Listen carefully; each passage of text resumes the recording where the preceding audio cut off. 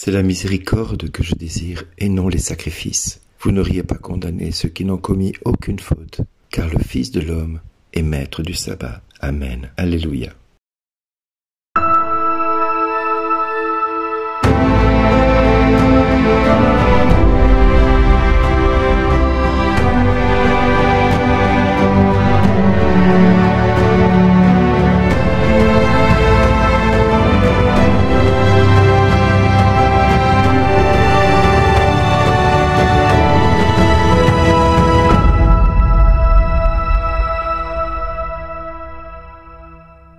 Aujourd'hui, le message vous est adressé par Bernard Dill. Bonjour les amis.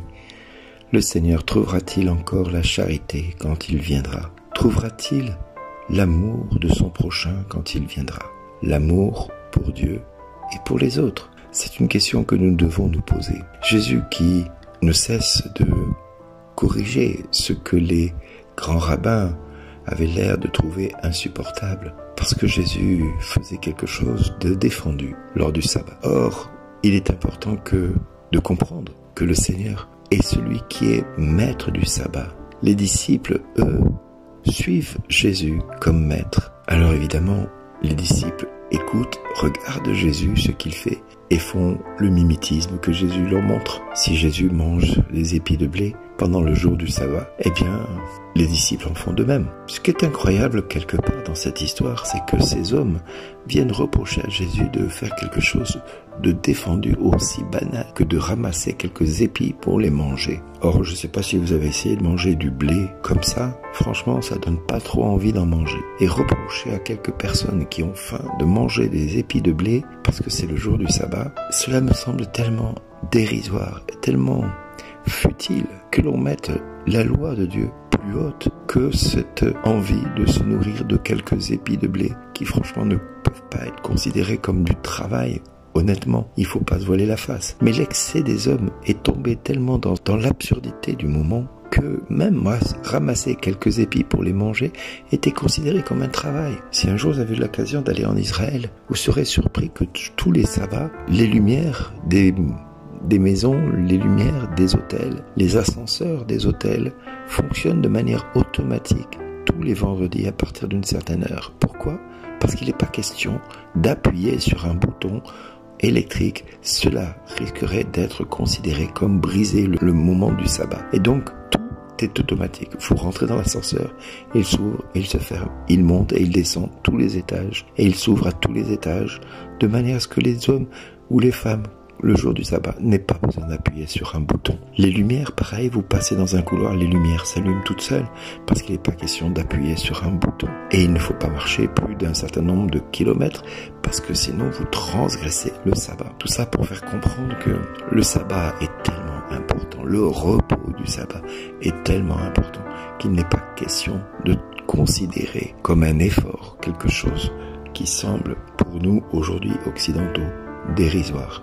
Mais voilà, nous ne sommes pas en Israël, nous ne sommes plus en Israël. Mais quelque part, l'évangile de ce jour peut nous faire comprendre que bien des fois nous pensons bien faire et nous faisons supporter à des personnes des règles qui n'en sont pas utiles pour sa sainteté ou pour la nôtre. Que ce Dieu est si proche de la miséricorde que tout homme ou toute femme qui contribue à la sainteté d'un autre contribue également à la sanctification de tout le corps du Christ. Or, si nous plaçons la règle au-dessus de la sanctification, eh bien nous mettons Dieu au-dehors de cette sanctification qui est première pour Dieu, car Dieu prend ton cœur et l'enlève de cet endurcissement afin qu'il ne devienne pas comme de la pierre.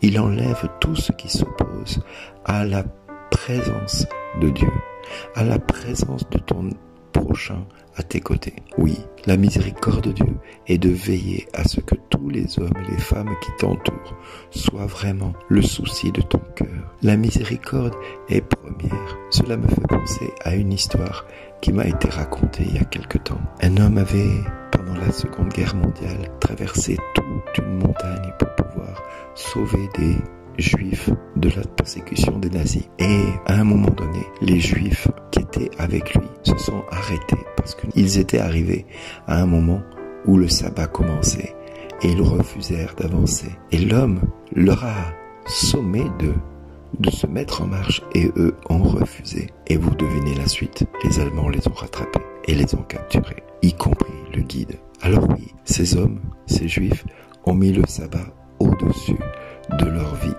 Ils ont refusé de transgresser cette règle et ces hommes et ce guide ont été arrêtés par les Allemands et fusillés par les Allemands. Oui, cela semble atroce, mais nous voyons là aussi quand l'absurdité de la loi passe au-dessus des intérêts communs des uns et des autres. La sagesse aurait été de dire, nous sommes en fuite, notre guide prend des risques pour nous sauver la vie. Nous devons ne pas écouter notre règle qui nous commande de faire ceci ou faire cela, parce que ce qui est plus important, c'est de veiller à cet homme qui prend des risques pour nous sauver. La loi n'est pas faite pour être transgressée, elle est faite pour que l'homme soit d'abord au cœur de la loi. Et donc toute règle qui semble une règle en opposition avec l'intérêt de notre frère ou de notre sœur n'est plus une règle de Dieu, mais une règle stupide qui met en danger celui-ci ou celle-ci.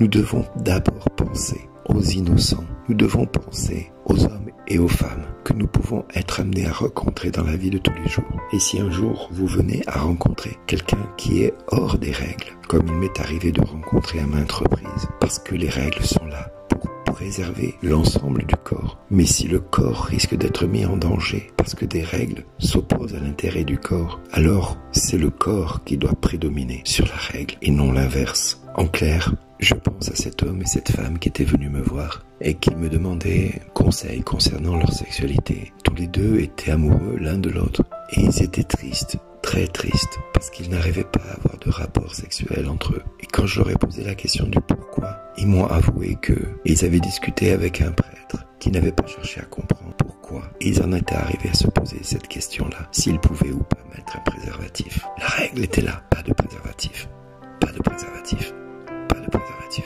Sauf que ce couple était complètement détruit intérieurement parce qu'à un moment donné, monsieur a eu un accident de voiture et on l'a transfusé. Et lors de la transfusion, il s'est avéré que l'hôpital s'est rendu compte que le sang qu'ils avaient mis dans son corps était contaminé par le sida.